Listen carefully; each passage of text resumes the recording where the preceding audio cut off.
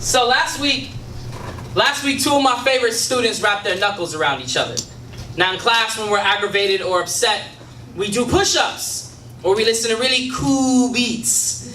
The other day on my sign-in sheet in the comment section, usually reserved for the principal, one of my boys wrote, "Great class," and it was the best part of my day. At the Challenger Memorial Juvenile Detention Center, a youth prison named after a space shuttle that exploded, a failed mission. There's a dog pound at the front gates.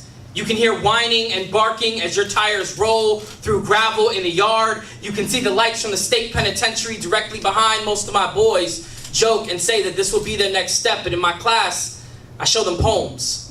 Always my favorite and always the powerful. I tell them there's a future in words. I show them my past, the dirt I crawled through, the voice I stumbled on, the same voice we can find searching the right conversations. We talk of memories, acknowledge and agree that we are the sum of what we remember. Their growth is my process, and I love to watch them blossom. Each poem a petal forcing its way from a bud, a little more assured each time, each step a little more confident than the last. See, I don't just try to teach poetry to kids. I try to teach them how to walk in their own skin. I try to teach them how to own their skin when they walk. Sometimes I stand in front of a classroom and my students look like abandoned homes in the neighborhood the city has forgotten. I give them notebooks, I give them tool belts, and talk them into believing that anyone can be a carpenter. I tell them these words are nails, these poems are houses. Build it carefully because someone might need to live here.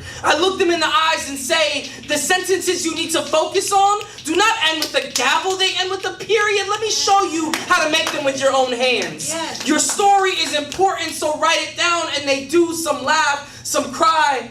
I say it's okay.